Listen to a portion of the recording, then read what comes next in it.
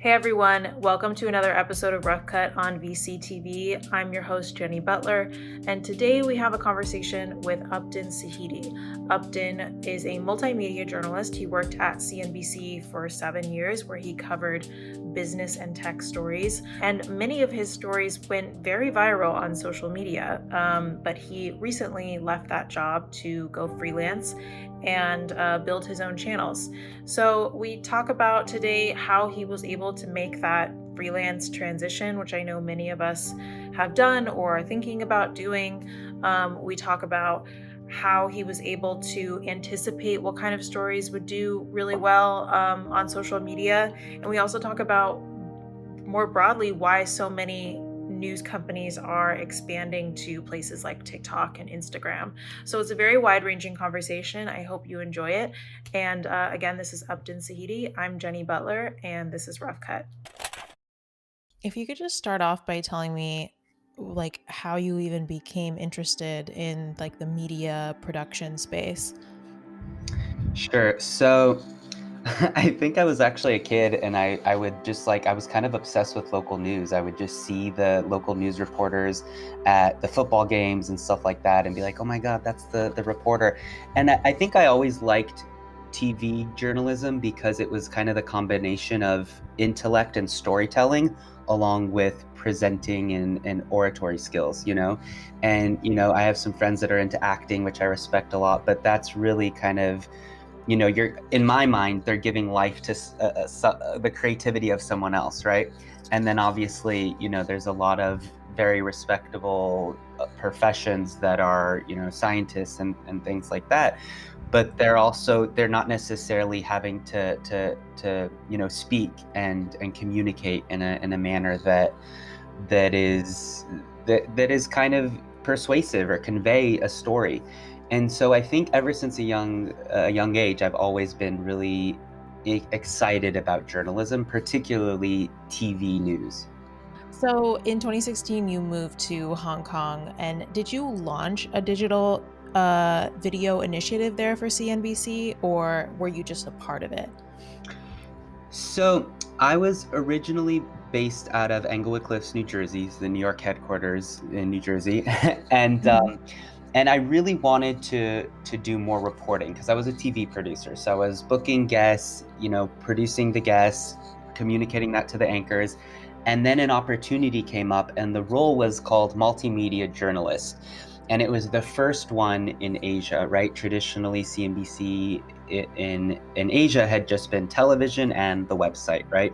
So this was the first role that they had hired and created to have an initiative around a third platform of content, which was essentially, digital video.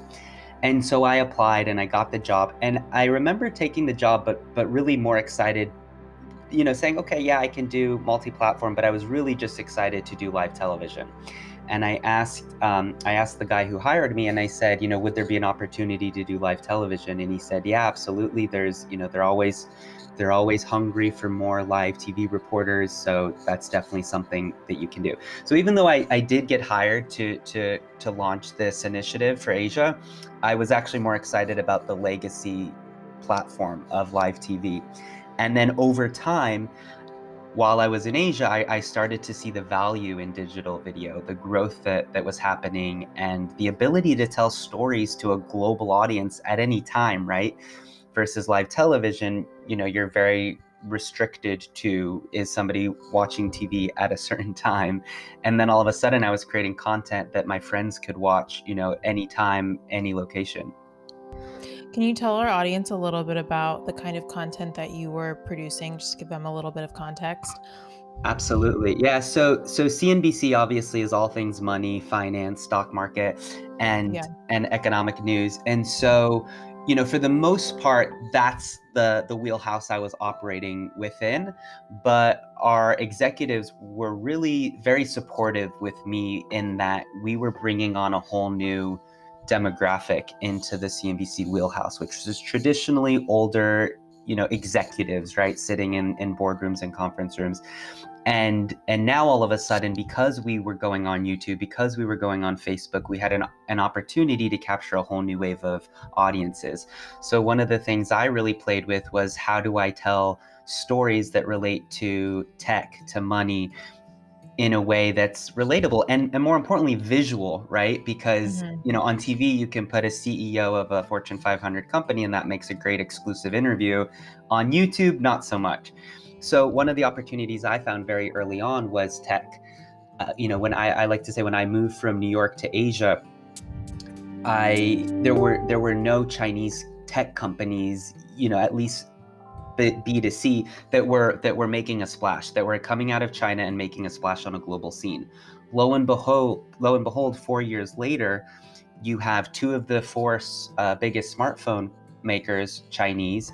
You have obviously TikTok Chinese, and so I was really fortunate to be in a position where I could cover a lot of the coming of age of China tech. And so I went to the big tech corporations, their headquarters, throughout China, and I did digital videos for them, and I toured their campuses, I interviewed their executives, and I showcased a lot of the technology that I think was kind of misunderstood. I know if you were sitting in the US, reading US publications, watching US business news, you would think one way about Huawei or Xiaomi. But for me to actually get the opportunity to go on their campuses and kind of profile, like Xiaomi, for instance, was started in 2010, right? So in less than a decade, this tech company has become one of the global smartphone leaders. And to show a different side to Xiaomi beyond the Trump, the Trump news and the sanctions against some of these companies was really rewarding, because I saw it as like, I'm learning and I get to bring an audience along for the ride. I didn't know what the heck Xiaomi was. I didn't know how to pronounce Huawei, and then for me to have the opportunity to go to their headquarters and see 10, 20,000 young Chinese employees working at these campuses and then film that was really rewarding. Yeah, I can imagine there's kind of like unique challenges that come along with just doing tech and business stories, because it is, as you said, it's hard to make visual. I mean, we think of tech videos as like the classic, like unboxing the new iPhone on YouTube, and how do you make it visual? How do you make it dynamic? How do you make it like, well, who are the characters? Are there any emotional stakes? How do you make it a story? And maybe it doesn't need to be a story and people will still be interested in it, but I just, those elements are still pretty important to keep people watching. Can you talk about any like unique challenges that you've faced with like covering technology and being in the CNBC space? Absolutely. I think, so actually my first 2 years in Asia, I was based in Singapore. So I actually went from 2016, I moved to Singapore. That's where the headquarters are for CNBC Asia. And then, exactly as you said, because after about after about a year, actually, I went to my manager and I said, listen, I'm tasked with creating unique digital content, right? That has to be visually compelling. Singapore was a great place for CEOs for, Asia Pacific, but it wasn't a really good place for visually compelling content. Visually compelling content was really China, mainland China, Hong Kong. And so I really pushed for a transfer, and they ended up transferring me. And I said, even Hong Kong, even if you point the camera somewhere, it's a visual background. You've got mountains, you've got skyscrapers, you've got water. So there was a lot of kind of challenges initially with me saying, hey, like I can only do so much in Singapore. And I felt like I had actually outgrown Singapore within about a year in terms of visual content. So I was finding a lot of my stories by traveling to Japan, traveling to Indonesia, traveling to Thailand, and so they ended up basing me in Hong Kong. And the second I started to go to mainland China, it was just a light bulb in terms of good visual content, because it's like, I mean, you walk into a 7-Eleven, and this was about 2 years ago, and I remember, everyone was just paying with their phone with the QR code. Nobody had a credit card, nobody had cash. I was the jerk in line that they literally had to like deal with the cash and find change, because they probably hadn't had someone use cash in days. And so Wow. just that alone could be like a good, maybe not a whole digital video, but a good snippet for our Instagram channel or something, right? And so there was so many visually interesting components of just walking around China that just are begging to be told. And same with Japan. So in Japan, I did a story on a mini robot that's actually a companion robot, and his name is Robohan. Very cute little robot, and that was one of the most rewarding stories I did for CNBC. And the arc was really personal. It was like I spent a week with a robot, and it started with me like kind of renting him and just laughing because he's like bowing to me and saying nice to meet you. And I'm like, this is the weirdest thing. And then by the end of the story, I really started to treat this robot like an emotional figure. Like I almost personified him to somebody. I went on another shoot and I was telling the guy I was interviewing, I'm like, oh, earlier today he did this, almost as if it's a cat or a dog or something. And so again, that goes back to the narratives, right? Like if you're reading about Japanese tech, you're thinking like how weird people are using robots as companions. That's freaking weird. And I'm not saying it's not weird, but after getting to do that experience and actually spending time, experiencing what it was like, with one of their new companion robots, I started to see, the relationship, how seniors, lonely people in Japan could find comfort in a companion robot. And so that, back to your original question, that's a very naturally visually, it's a text story, but it's naturally very visual, right? The robot at lunch, the robot at dinner, walking in the train station with holding the robot. So there were definitely moments where I could kind of discern, okay, this is going to be really interesting, visually compelling. And then moments like, anything related to AI, cryptocurrency, those were things that I almost 99% of the time just said no or stayed away from, because that, to make good visual content, is very challenging. Yeah, cryptocurrency just seems like, I don't know, like the only like docs I've watched about it are a lot of like cheesy stock footage or like weird graphics, because it's impossible to visualize, as you said. Yeah. A few of your videos, I mean, you mentioned that you lived in Singapore and you did this great video about the Singapore airport, which makes me really want to go. It seems like Singapore has like all the best things. It's like best subway, best airport. Like they've got something figured out there. But you did a video about the Singapore airport that got like 27 million views, something like that. Another video about digital nomads that went really viral as well. Can you talk about just what you've learned over the years of doing digital video for social media and like what you found really clicks with people? Like, is there kind of a secret sauce to virality that you can talk about? Absolutely. I've kind of thought about this, and in my opinion, I think the secret sauce to virality is the combination of novelty plus familiarity. The intersection of those two, to me, is where virality really comes alive, or at least relatability. And so you mentioned the Singapore airport. Everyone, most people have been in an airport, right? They know what an airport is. They've flown through an airport, especially in the US. When we think about an airport, we think about old infrastructure, delays, stress, right? And so the idea of juxtaposing that idea to the Singapore airport, which felt like a Ritz-Carlton, was, I think, really why it got 27 million views, because people think, well, airport is supposed to be this, but wow, their airport is that. And same thing with the digital nomad video. Everyone in the world knows about work. They understand what work is, and obviously before pandemic, they associate work with sitting at a desk, working for a manager. And so to see millennials on their laptops sipping coconuts and making money and working, again, it combined the familiar with the novel.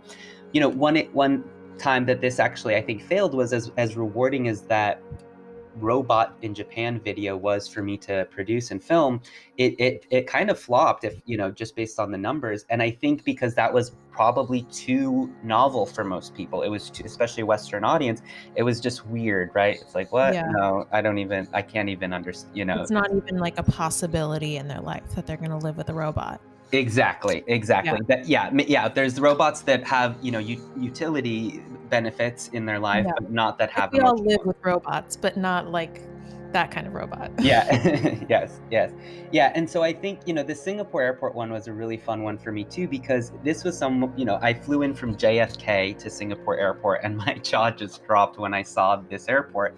And I've been obsessed with this airport for about a year. And I told my colleague who was a local Singaporean, I said, I want to do a video on the Singapore airport. And she said, well, what about it? You want to do a video on the new terminal next year? And I said, no, just about the airport and maybe, I don't know, 5 ways to design the world's best airport. And she's like, no, this is a dumb idea. She's like, there's nothing new. We already all know about the airport. Like, there's no point in doing this video. And I pushed back because I'm like, well, it's boring for you because you were born and raised here, and this airport has always been, 20 minutes away from your house. But coming from my perspective, it's actually crazy. And so I pushed through and I did the video, and I was so glad I did. But I think it, and another thing too that I learned, as a journalist is a lot of times, even, that was my local colleague, and then I had a Canadian colleague who he understood. He's like, oh yeah, the airport is really unique for most people. He's like, but there's nothing new to it. I don't understand, right? And again, so I really kind of had to break through a lot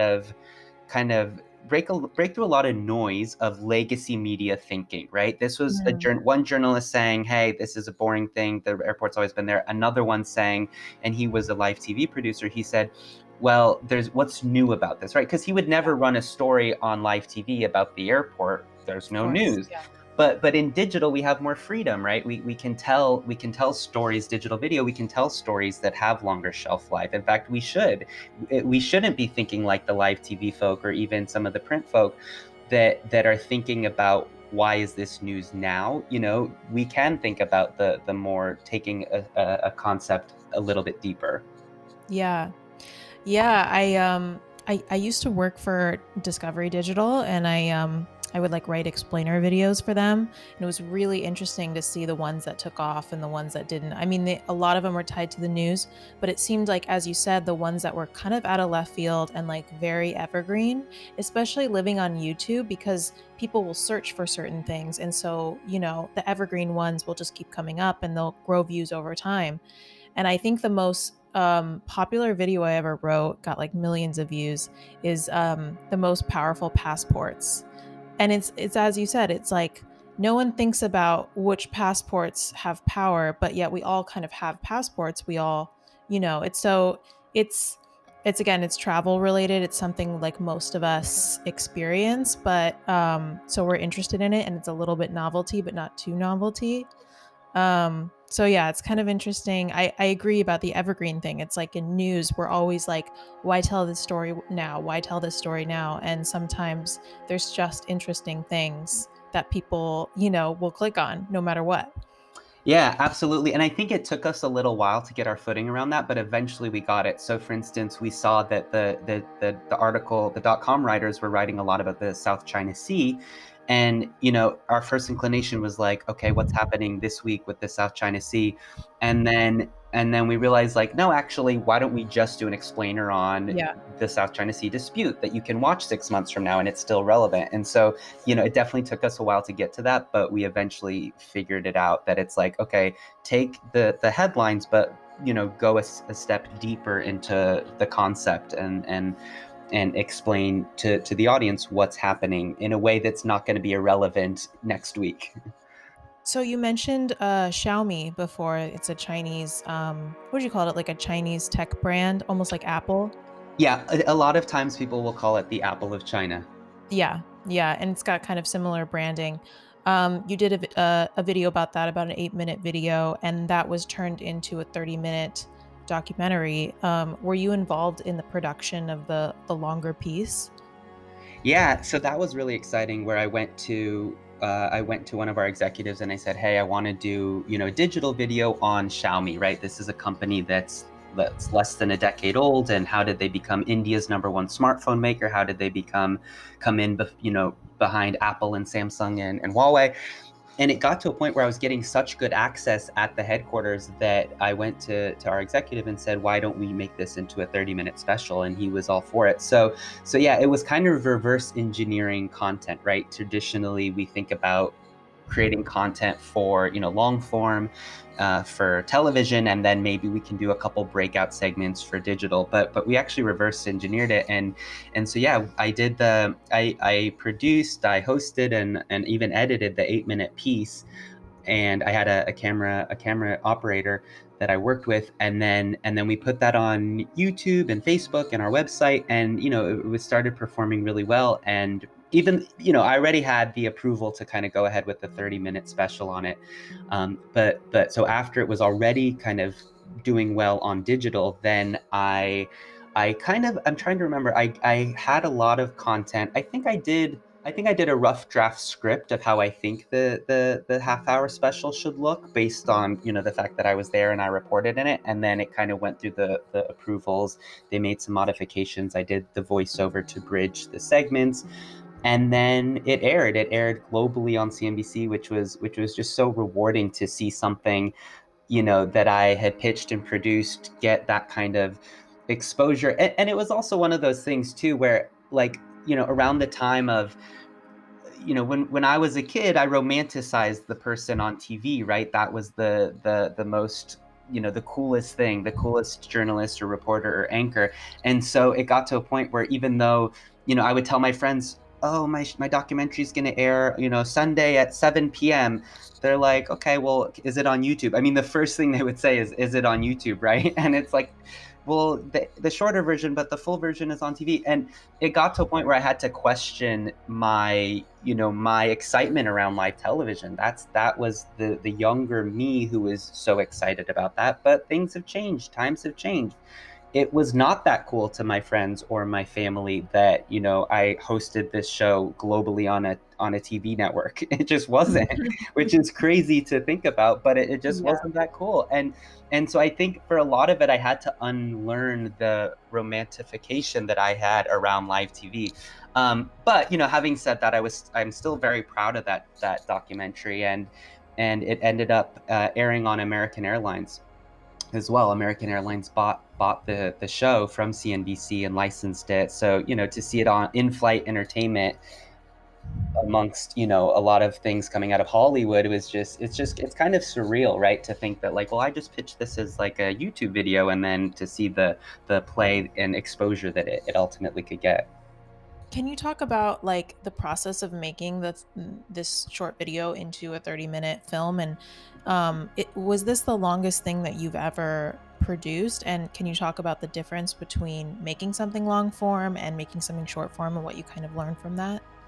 Yeah, that's a great question. I think in general, one thing I learned early on with digital video is, and I tried, I tried to teach a lot of people internally about this as well, was that, for instance, when you create a digital video, as you know more than anyone, your first few seconds are the most important, right? That's what's going to capture someone's attention. I think they say on Facebook, the average person will spend 1.7 seconds deciding if they're going to watch your video or scroll. And so I learned with digital video, it's very important to be quite one-dimensional, i.e. really focus on one aspect of the story. And one example I gave was, one of my colleagues was doing a story on luxury movie theaters in South Korea. And the first 20 seconds was like a traditional TV package. It's like, do you ever go on Netflix and you're tired of the same old sitting on your couch watching Netflix? Well, now there's luxury cinemas in South Korea.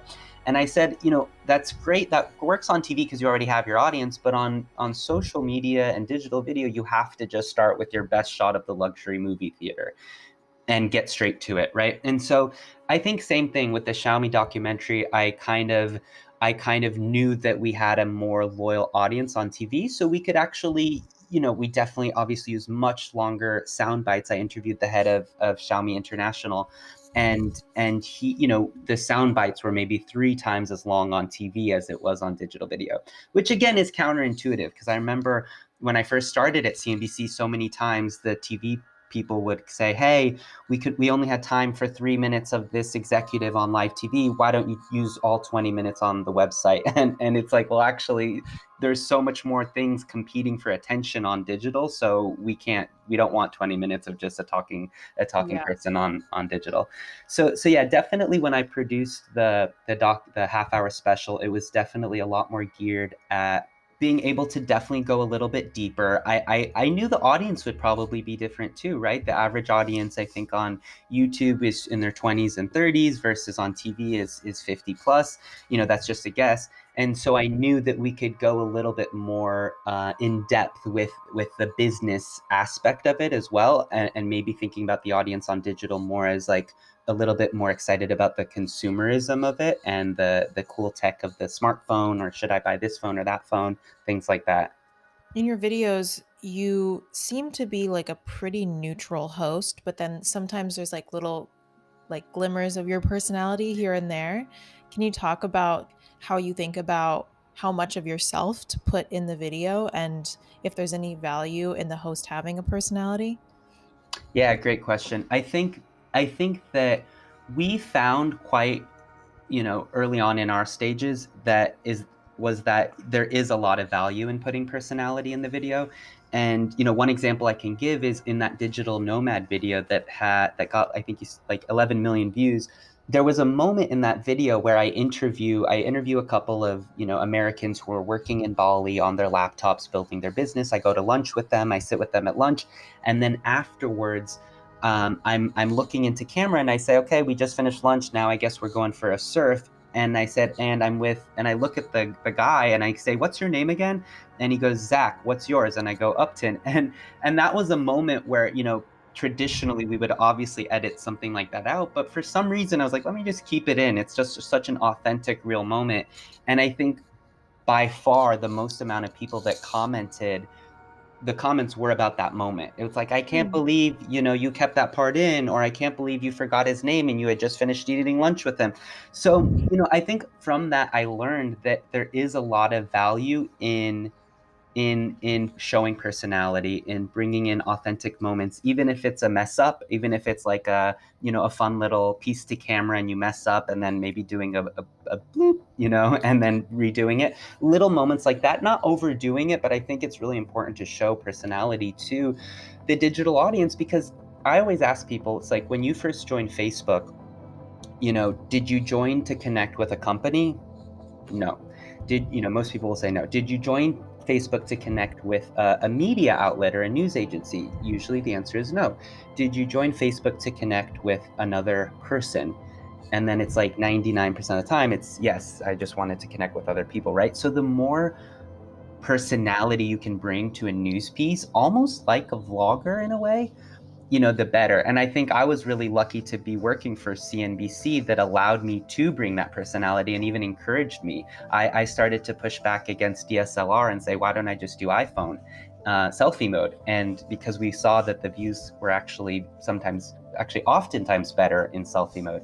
And so I think, I actually started to show more and more personality as the years progress. Now, it obviously depends on the context too. In more of our explainer videos, those were very scripted and there wasn't necessarily that much opportunity for personality. But in the more reporting, like the Japanese robot video that I did, the digital nomad, those moments I think are really, I saw them as mini docs, and for that you definitely need to show a little bit of your personality. Yeah. Yeah. Just going back to the digital nomads piece, I mean, it's interesting that you bring up the difference between shooting an iPhone and a DSLR. I think probably a lot of our audience won't be excited to hear this because we all love cameras and we want more like high production content out there, obviously. But it is true that it feels like a lot of the content on social media that goes viral is just like selfie video, like somebody just capturing something interesting with their cell phone. And that digital nomad video is obviously it's your phone, right? I mean, it's very unpolished. It looks like you were just on vacation and you just started making, taking a video, whatever that you'd post on your Facebook. But I think it resonates, like that kind of raw content, I think really resonates with people because it is, like you said, it's like connecting with a friend versus like this is content that's made by a company for me to consume. Mm-hmm. Absolutely. And yeah, that was filmed not just on iPhone, but iPhone 7 at the time was what I filmed that on. And that aired on television as well. And they would air during commercial breaks globally for a month, sometimes 2 months. And so I remember sometimes I would just turn on the channel and see me in Bali with a coconut, like that was shot on my iPhone 7. And I think that was really a testament to the power of storytelling, that even TV was willing to put that on. That's so interesting it was on TV, because we think of like broadcast news as being like so polished. They have a sound person, they have lights, everything's all set up, blah, blah, blah. They get the sound bite, and I mean, I think it's kind of refreshing that we're moving away from that. Yeah. And I think that, I don't know if you're using TikTok. Oh, I'm not. But Okay. I know that a lot, I was going to ask you, I know a lot of news outlets are, trying out TikTok, and wanted to know what you thought of that. Yeah. So I mean, the reason I bring it up is because, as you mentioned, in a way, for a lot of us journalists, it is scary to think that, the production quality can go down, and maybe should go down in some regards.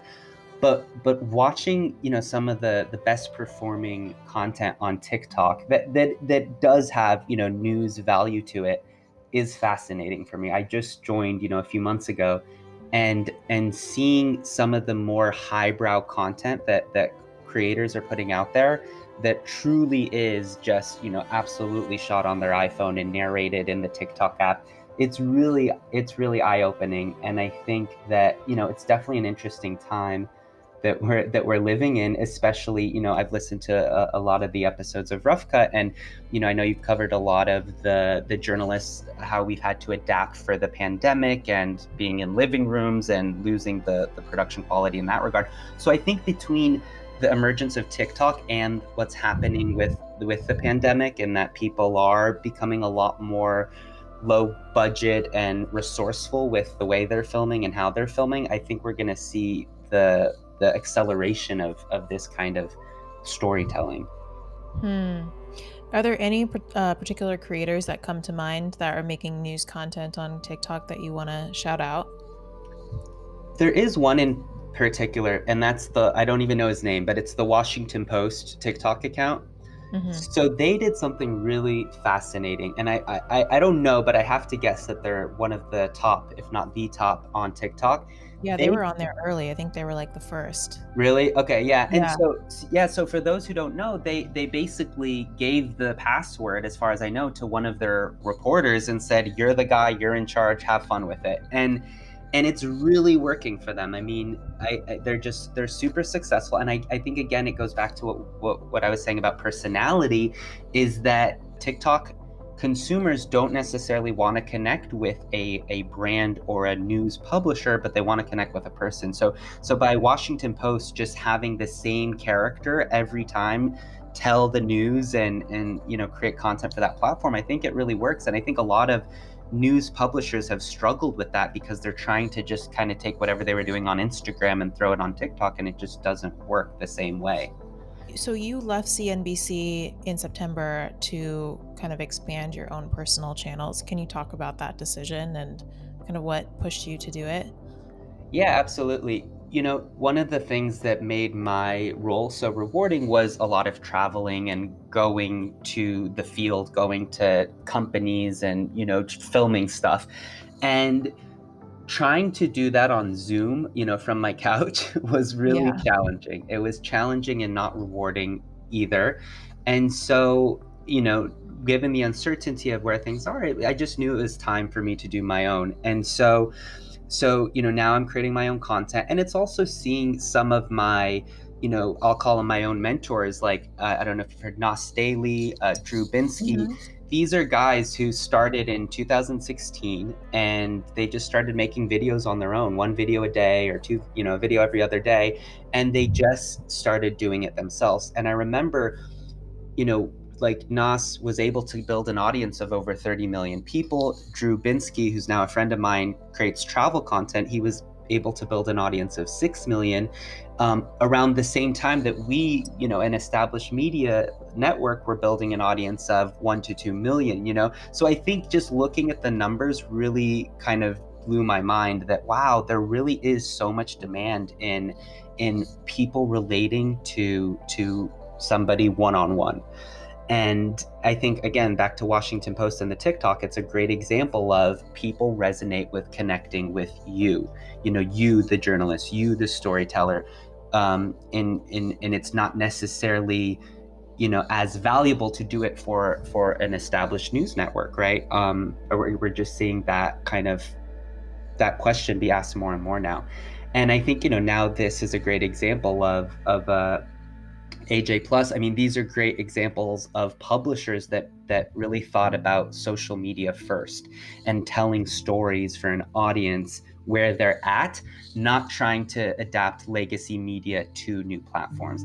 And Yeah. so I started creating my own content. I do 3 videos a week for YouTube, Facebook, Instagram, and TikTok. And I know it's a long-term play, right? It's not something I can just do for 2 months and like hope for the best. It's something that I've committed to for several years. And so it's been really rewarding, and also just being able to create content without a certain look, right? So one day I'll try this graphic, the next day I'll try no graphics. It's really fun. I just feel like I'm in my own playground as a content creator right now. That's great. And it's such a brave thing to do right now. I mean, right now especially, but anytime, to like leave a steady job and do your own thing. And so many people I've had on the podcast have done it. And I'm always just really impressed at people who can pull it off. So congrats. Thank you so much for reaching out and for sharing all of your wisdom with us. I love having people from the like digital video journalism world on. I feel like we don't have enough of them. So thank you so much for doing this. Well, thank you. It's such an honor to be on with you. And again, I'm a big fan of the show, and I've learned so much from some of your guests. So I hope, if just one guest can learn something from my experience, that would be awesome. And yeah, really glad that we connected, and yeah, excited.